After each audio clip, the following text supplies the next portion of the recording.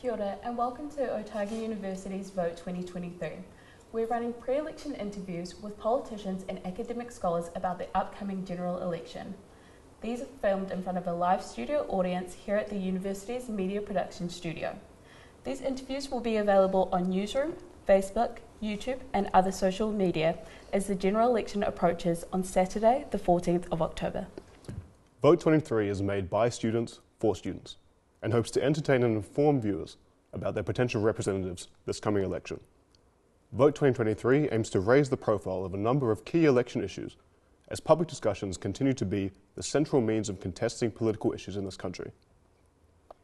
Today we are joined by Professor Robert Patman, whose frequent commentary on foreign affairs in New Zealand media has earned him a reputation as one of New Zealand's foremost foreign affairs experts. Professor Patman is the author and editor of over 12 books, a former head of the politics department here at Otago, and of course a highly respected professor of international relations. We'll be speaking with Professor Patman today about New Zealand's current foreign policy situation and current events in global politics. Thanks for joining us today, Professor. Oh, it's a great pleasure, thank you. Pleasure to have you here. So first off, can you tell us a little bit about yourself? What are your research interests and what's been your favourite paper that you've taught at Otago? Oh, well, that's putting me on the spot. I mean, I enjoy teaching all my papers for different reasons. The first year paper, because the students are very passionate and it's new and they're very enthusiastic. I like teaching at the 300 level, the senior undergraduates, because some of the students I'm reconnecting with them. And at the master's level, the students are very interactive and also they're there because they want to be there. And it's wonderful to see them develop because in the master's level, with a class of 12 to 15 students, you get to know them really well, but you also see how they interact with each other and they learn from each other as well as from myself. So you see them really develop not only their analytical skills, but also their skills of communication, which are critical in whatever you decide to do in life. Mm-hmm. Now, your interest, or your expertise, I should say, is in international relations. But regarding domestic policy, are there any particular areas that really interest you? Yes, you know, sort of international relations and foreign policy, they do overlap substantially with the domestic sphere. If you think about it, we're living in an age, and I would argue it's distinctive in the 21st century, where there's a proliferating number of problems, whether they be climate change, whether they be transnational terrorism, whether it be a pandemic like COVID-19, or problems of an expanded global economy. All of these problems don't respect borders. That is to say, they can't be fixed by states acting alone. So, in a sense, you could say that the boundaries between domestic sphere and the foreign policy sphere have blurred substantially through this process of globalization, this technologically driven interconnectedness that we all take for granted, all our devices of phones and laptops and things like that, all part of this scientific revolution that we're living through. And of course now we're heading towards the age of artificial intelligence, apparently. So yeah, I mean, so to answer your question, I'm interested in many domestic things, particularly those that overlap internationally.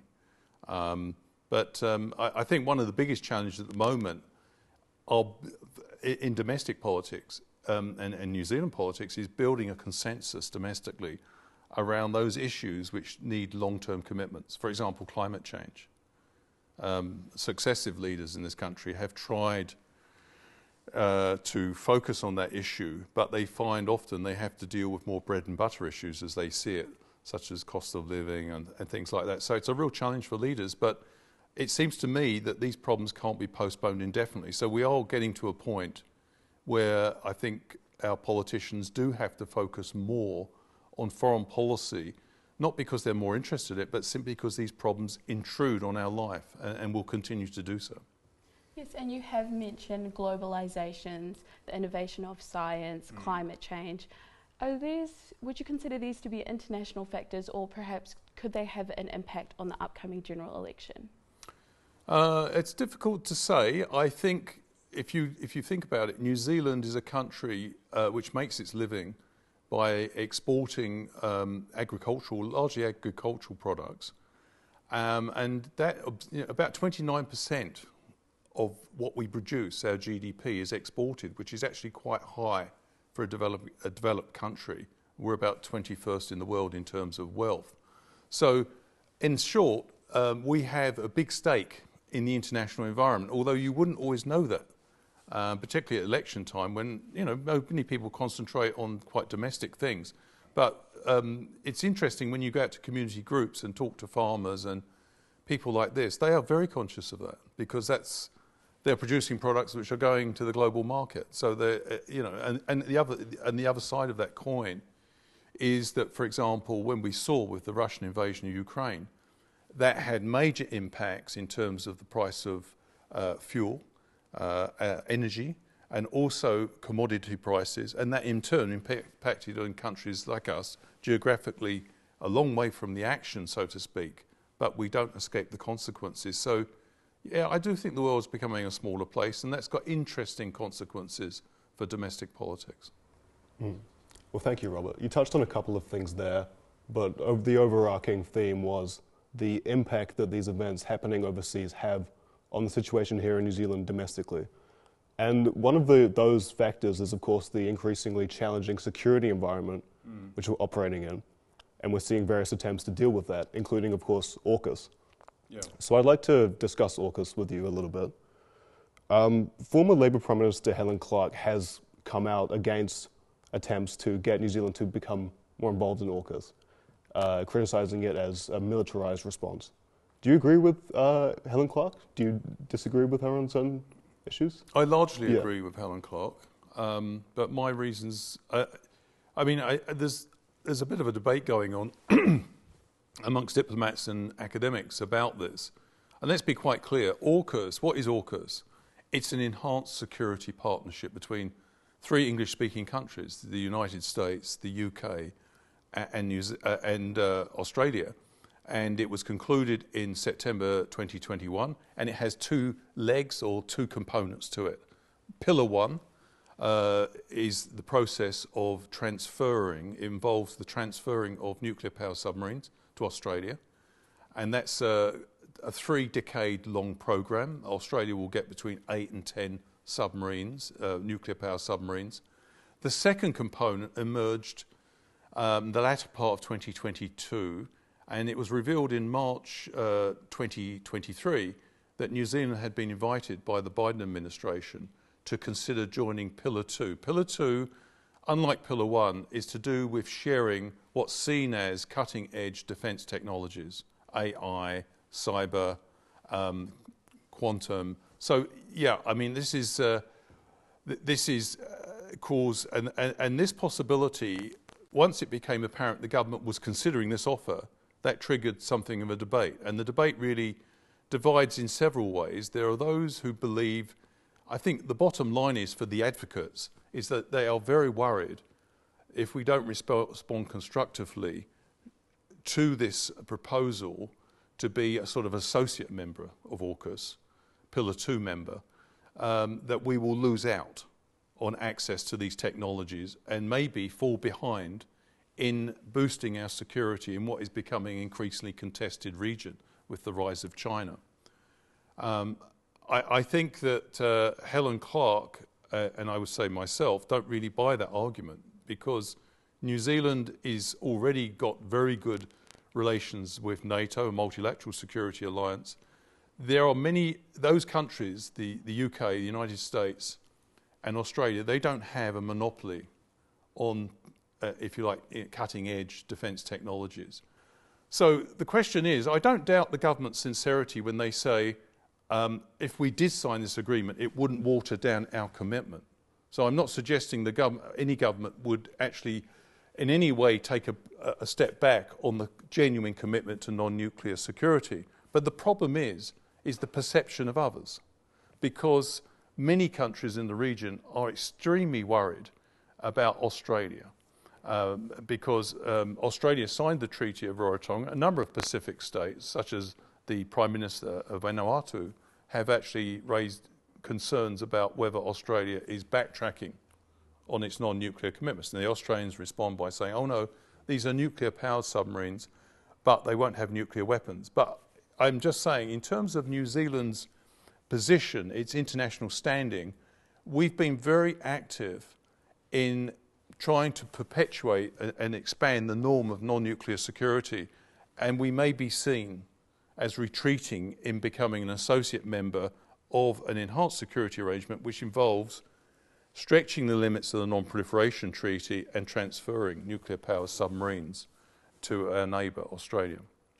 In short, I think New Zealand's more value to allies like the United States and Australia by being outside AUKUS than actually being in it, because, and I think it would be a very difficult message to sell externally for a country that's been so active. I mean, after all, New Zealand was a driving force. It was a key player in the treaty to prohibit nuclear weapons, which was put together in 2017, ratified in 2022, has more than 50 countries. And, you know, in politics, it's very important that you're not only clear in your actions, but and also in the message that you're trying to convey.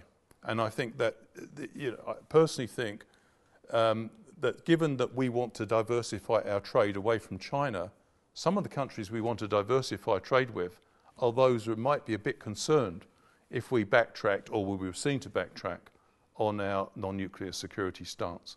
Now, you are mentioning China in this example, and you touched on exports earlier in our conversation. Yeah. One of our major relationships within New Zealand is to China in terms of export relationships. Do you think this partnership is integral in our decision to partner with AUKUS? You mean our relationship with China? Yes. No, I think the Jacinda Ardern-led government and also the government led by Chris Hipkins don't have any illusions about China. But they have refused to overblow the threat from China. Let's be quite clear about China. China has global ambitions. But, you know, we all have ambitions to do things, but we can't always do them. Just because China set the date of 2040, in which 2049, when, according to Chinese Central Committee, that's when China's going to overtake the United States. Actually, many Chinese scholars would question that. And also, when you think about it, China has two key weaknesses that it's not going to overcome in a hurry. One is that its economy, it rose to superpower status through participation in the global market economy. And as a result, China remains critically dependent on three big capitalist markets. One is the US, one is EU, and one is Japan.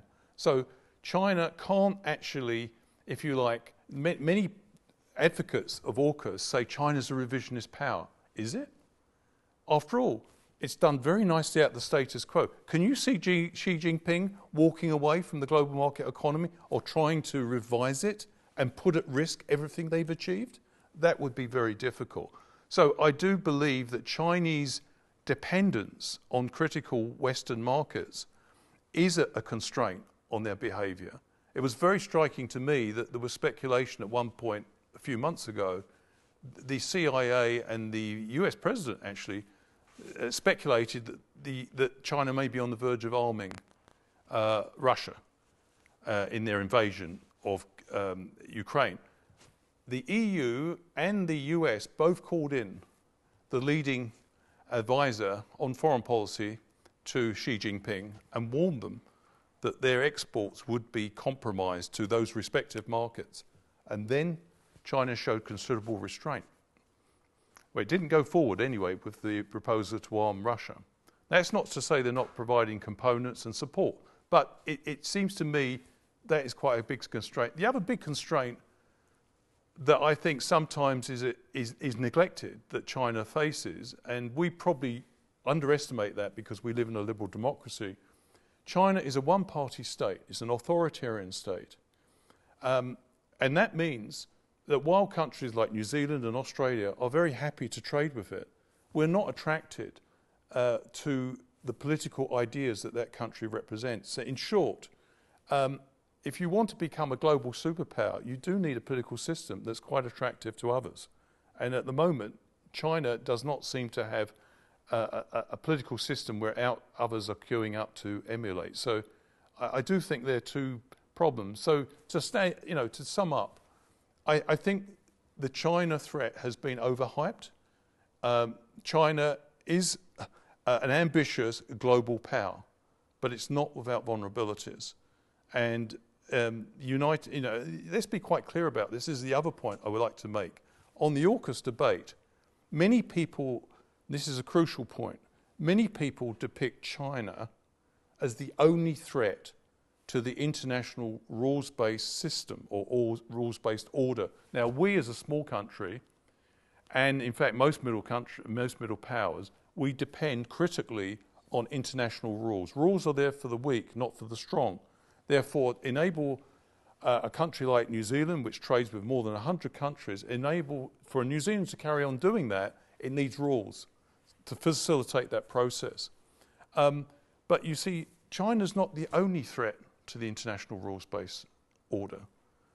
We've seen Russia. I mean, if we think China's a revisionist power, you could say that Russia is a revisionist power on steroids because it's just ripped up the UN Charter in invading the Ukraine. It's broken key principles of international relations, such as respect for territorial integrity and respect for state sovereignty. And then we have to look at the United States. The United States, in recent years, has experienced populism in the shape of the Trump administration. The Trump administration attacked key institutions that work for New Zealand, like the WTO, and then we had Trump supporters trying to reverse the outcome of a democratic election. So, and many people worry about the outcome of the next election. Would we feel comfortable as a country being part of AUKUS that was led by Mr. Trump or Mr. DeSantis? These are big questions. So, in short, the international rules-based order is facing a multiplicity of challenges, not just one. And given that context, I think it's smart to be very careful about locking yourself into an enhanced security arrangement which is framed around the Chinese threat when we as a country see other threats. I think the crucial lesson we have to learn, and I think New Zealand's actually been pretty good at this, particularly since the Pacific Reset of 2017, is that we need to address the issues that matter to these countries on the ground. If you talk about the Pacific Island states, what is the number one issue for them? It's climate change. That is their number one security issue. And if you talk about national security, the Pacific Island leaders, they will, often talk, almost immediately talk about the threat of rising sea levels. So the intricacies of US-China rivalry doesn't interest them as much as the essential threat they're facing. And I think New Zealand, with the Pacific Reset in 2017, made serious inroads into, it boosted the budget for development aid in the Pacific Island states, and it started addressing issues such as resilience to climate change, trying to build up conditions in which these countries will be more resilient. And that really appeals. And I'm pleased to say that Australia and the US has now joined New Zealand in that effort. And I think that's a good role model globally. Sorry, I was really interested in your answer regarding the 2017 proposal, was it? Yeah, the Pacific Reset. Yeah, could you expand on that one a bit more, and perhaps do you think that Jacinda Ardern's rise throughout her political career, obviously getting the votes in the 2017 election, do you think that could have had an influence on that proposal? I think Jacinda Ardern would have been very sympathetic to her. It was something that before she became Prime Minister figured in some of her speeches in Parliament, that the Pacific was, as she always called it, our place, our region. But I think Mr. Winston Peters, who I understand you're going to speak to shortly, you've got to give him credit. He made that a major goal. And he said that this country needed to take foreign affairs more seriously, and it particularly needed to take the growing Chinese influence more seriously in the Pacific Island. But his response was, I think, let's try and start making inroads into those issues that matter to the population of Pacific Island states. And I think that's quite an effective strategy because these, if you look at it from the Pacific Island states' point of view, these countries actually see rivalry between the US and China as an opportunity. They don't see it as a problem because if you're a small, weak state and you're being courted by very big, powerful states, that gives you more leverage than you've ever had before.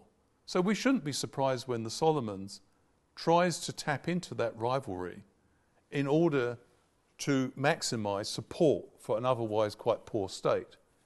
And, we in New Zealand have done, we've not been above, if you like, not taking advantage, but positioning ourselves in ways where we manage to have very good relations with powerful players, such as the United States and China. And that's, many people have applauded that balancing act diplomatically. So I do think that the Pacific reset was very important.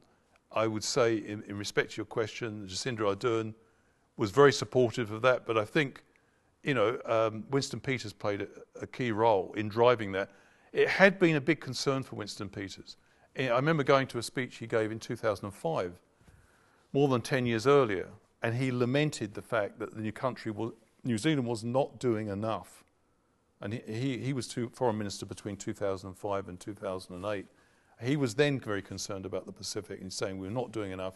And the second thing he wanted to do was engage the United States in the region. So that's begun to happen. So, yeah, I mean, there's still work to do, obviously. But I do think, given the importance of the Pacific region to this country, I mean, after all, about 20% of the population, our population at the moment, I think, is about 13% Maori and 8 or 9% Pacifica.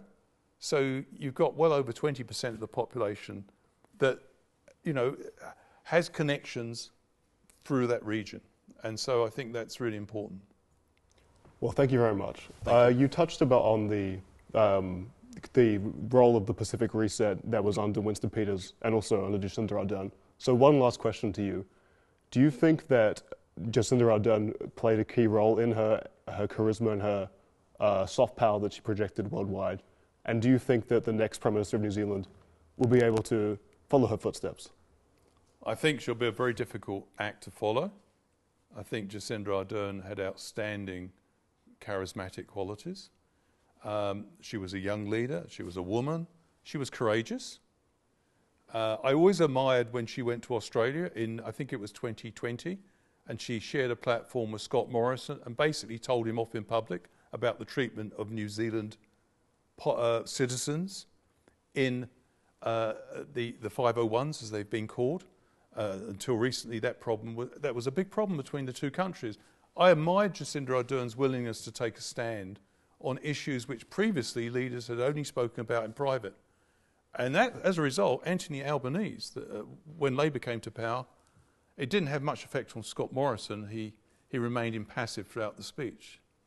But it did raise eyebrows, and I think it got a lot of Australians thinking that this was not fair, and that New Zealand was a close ally of Australia, and why were we treating Kiwis in this way? So I think sometimes in politics you do need courage. I think a lot of times you need that courage not only to think about the right thing, but to actually follow through and try to take active steps to do it.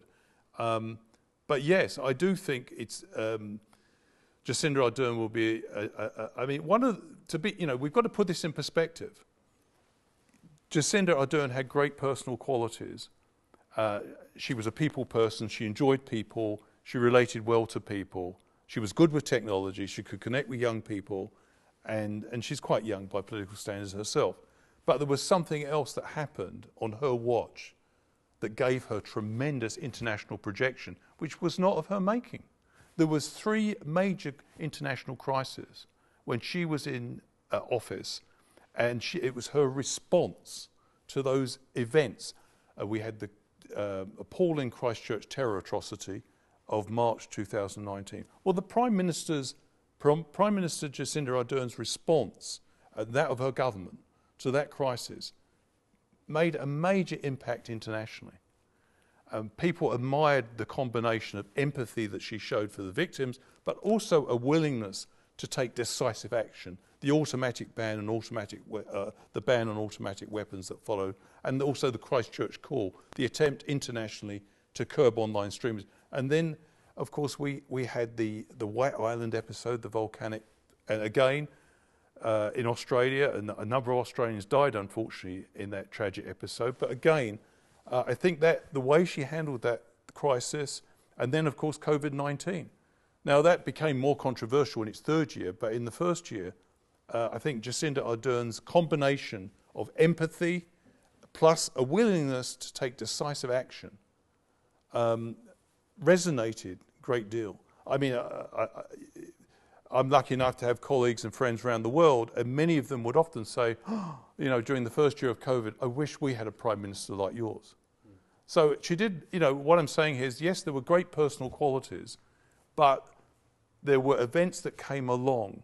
And, you know, I think what the Jacinda Ardern experience emphasises is it's not just what you say or what you do in politics, it's how you respond to unanticipated events, which you can't rehearse.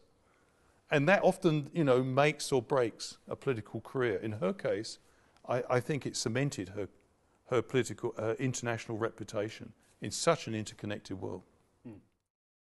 Kia ora everyone, I'm Liam, one of the interviewers for Vote 2023 this year. When I'm not here grilling politicians, I'm also the director of Generation Vote Otago, a civics education organisation designed to increase youth voting. So I just wanted to talk briefly about the importance of voting and how you can encourage your mates to vote. Since 2014, youth voter turnout has improved by about 15% according to the Electoral Commission, which is great. But around 30% of people aged 18 and 24 didn't vote. Older generations are still far more likely to vote than younger groups. Finally, 37% of all New Zealanders felt like they had little influence on decision making. Young people feel disconnected from politics and aren't engaging. This is a problem, especially when this election means so much. The climate crisis, the tertiary education crisis, the cost of living crisis will all hit young people the hardest. That's why it's so crucial to get out and make your voice heard. No one else is going to vote for you. We all know voting is important. It's the main way you can make your voice heard on the important issues, and we only get to do it every 3 years. That's why it's so important to seize that opportunity when it comes. Your vote can make a difference this October. Okay, so now you want to vote. What about your mates? Send this video to them and organise what you're going to do on Election Day, which is again, October 14th.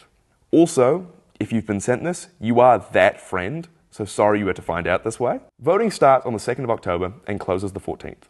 Thankfully, there are always voting stations on the university campus, such as the Link, St David's and Unipol. Just choose a day when you're free, head down and cast your vote. Or, if you're in the neighbourhood, just pop by and cast your vote.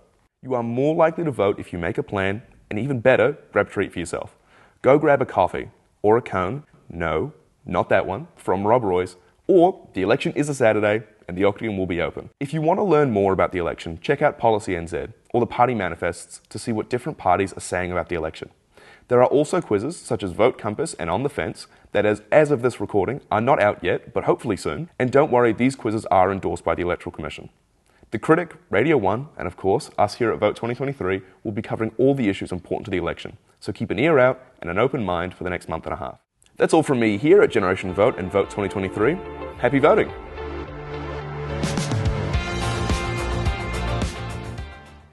Today we are joined by Joshua James, a PhD candidate at the University of Otago and a University Teaching Fellow.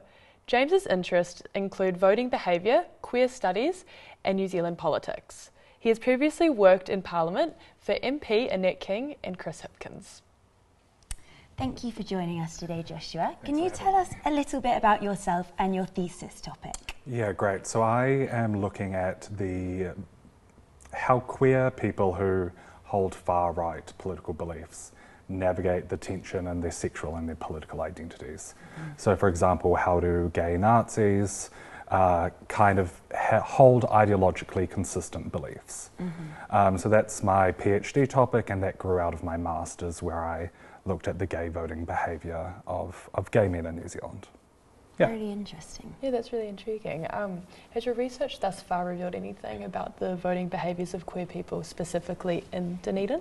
Not in Dunedin specifically. So my master's research looked at it as a nationwide cohort of gay men. There wasn't too many gay men willing to be interviewed in Dunedin. Trying to recruit gay men in lad culture of Dunedin was a difficult experience. But I think broadly, a gay man is a gay man and their voting behaviour can be seen whatever city they live in. So my research found they broadly vote for centre-right political parties. Yeah. Interesting. So moving on to more specific questions, given your current research, what direction do you think the country is heading in regarding the rights of historically marginalised groups? Great. So I think we're pretty much on the same path as we always have been. We've seen increased discourse perhaps around certain minority groups, but no greater than what we have seen historically. If we look at the elections of the early 2000s, they were very similar to the election that we're having this time around. So broadly the same kind of approach, just the way that these discussions are being held are more quick because of social media, and there's less time to kind of pause and think about them before the discourse carries on. Yeah. Great, thank you. Based on policies from parties on the right, they are igniting talk of race relations, te tiriti partnerships, and how the current government has been trying to fix the inequalities that have existed for Māori and Pacific people for decades. What impact has the 2022 Parliament protests had on the cultural issues that we see in New Zealand politics? Yeah, great. I think we need to kind of delineate these two topics to start off with. I don't necessarily think it's helpful to talk about Māori as minorities. They are perhaps an involuntary minority in their own country. So kind of discussing Māori issues as minority issues, I think, is perhaps not the most complete way to frame it. Rather, they should be a treaty partner. In regards to the parliamentary protest, I mean, it was just a reflection of the political situation at the time.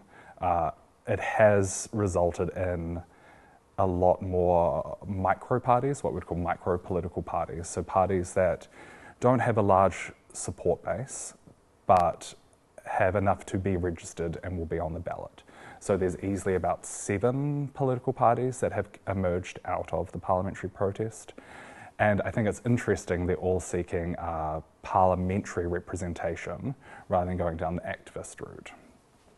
So traditionally when we think about, say, these kind of right-wing or far-right political movements, they're often extra parliamentary, so they choose not to go down the democratic route. These parties are trying to win seats, which is a good sign, I think. It's a sign of a robust democracy, that even political parties who hold views which most people find abhorrent can engage in the political system. I think that's an excellent sign of the robustness of our system. Yeah, for sure. And do you think that these micro-parties will grow in the future, even though you say that their policies can be abhorrent, as you just said? Do you think that there is a possibility of these parties gaining traction? Yes, seem to be abhorrent. So some people would say that they are. No, essentially we've seen micro-parties rise and fall throughout the history of MMP.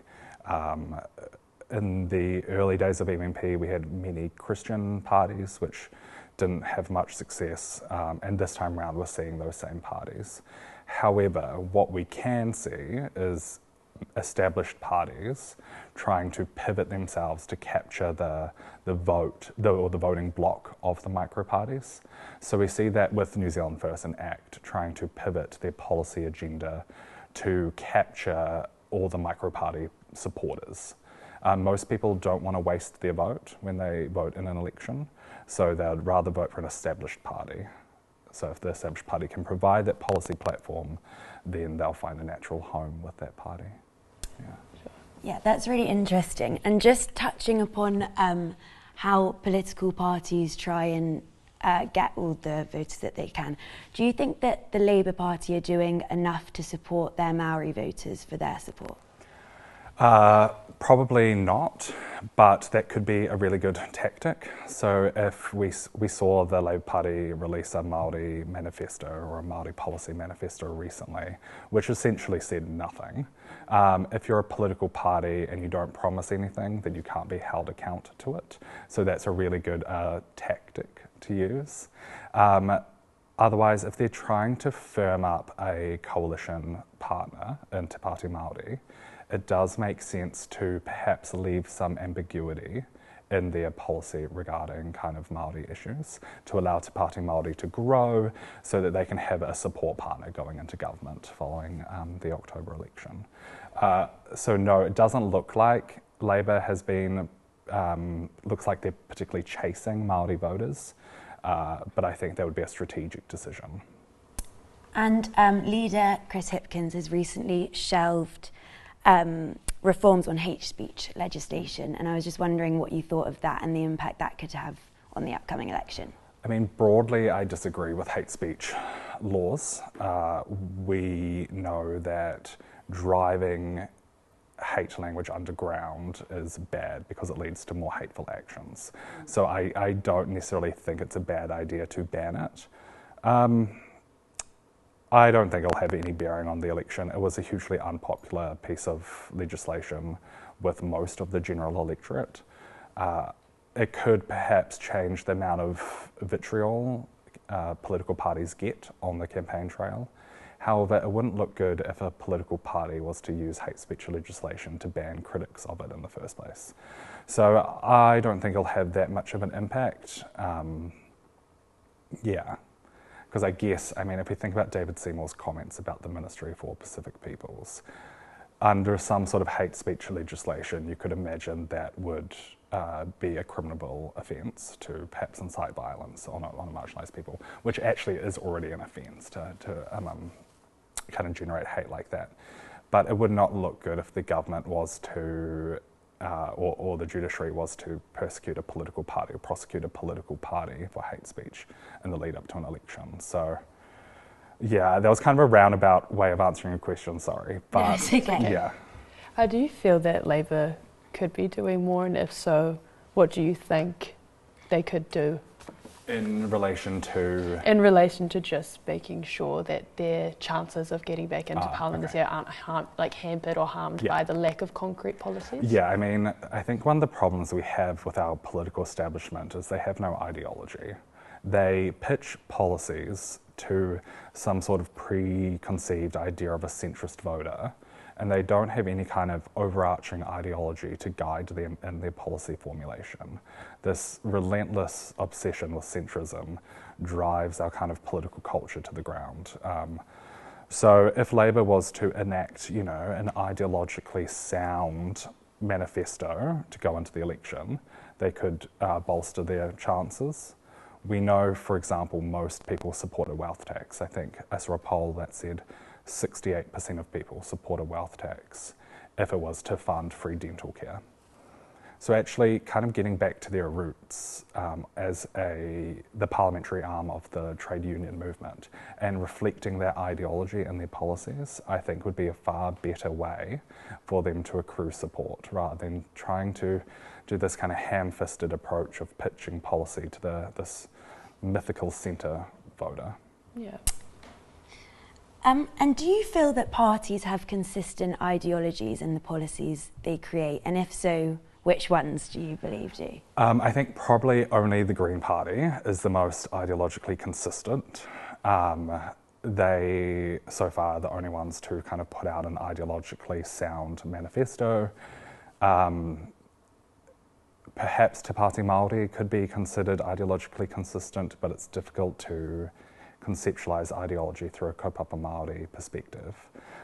So I'd broadly say National Labour, their ideology now is to be a centre party, and that's their ideology. ACT is probably the most ideologically inconsistent. As a libertarian party, they don't really encompass much of their ideology and their policies. Yeah. Absolutely, great, thank you. Just wanted to move on to National and their lack of Māori representation. So as we know, National doesn't support co-governance and public services, but they don't have a policy redefining te tiriti or Waitangi and what that would look like. Do you think that this lack of understanding around te tiriti and their policies will impact their election results? Maybe. I'm not sure if co-governance is a big election issue, this election. Definitely, if we think about our kind of model of democracy, that we want people to represent us who kind of resemble the general makeup of the population. In that sense, perhaps the National Party could do more work on it, but I understand that they've done a fair bit of work on it as it is. We just can look at perhaps the alleged comments of Michael Woodhouse when he was talking about his position on the list. There was some kind of back and forth about if he said the comments or not, but whether or not he has a position on the list because he is a straight white man in his 50s. So I think they are making some progress on it. I don't think it will cost them the election, but it will make them harder. It will make the job harder to connect with voters, a broader cross-section of voters. Yeah. Do you think then that policies focusing on minorities will be overshadowed or lose momentum in the face of issues such as the cost of living crisis? For some parties. So I think the major parties will return a focus to the cost of living, education, healthcare, things that are traditionally election issues. However, you do have these micro parties that will drag the attention to specific, say issues, either it's co-governance, vaccinations, the UN global agenda, these kinds of fringe topics. So I think those micro parties will definitely draw some parties into it. Probably New Zealand First or ACT will be more trying to address those issues. Yeah.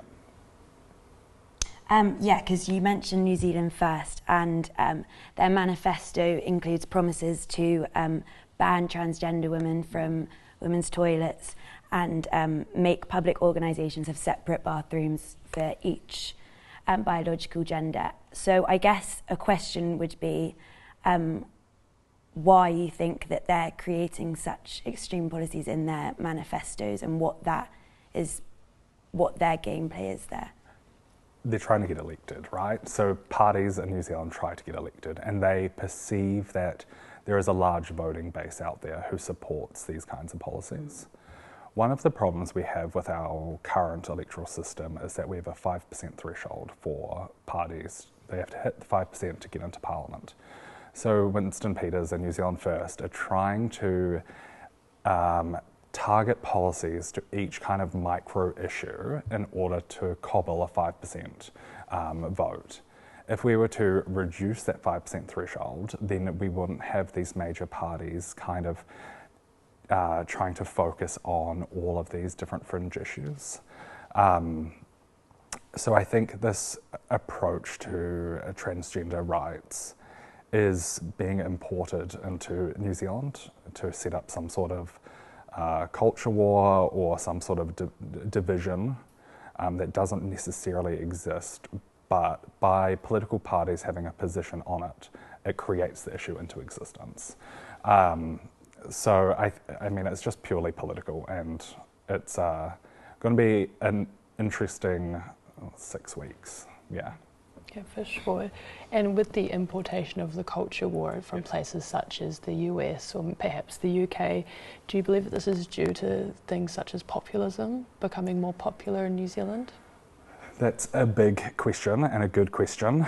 I mean, culture wars have been around since the early 19th century in the Weimar Republic. So that's when we first saw culture wars start to emerge.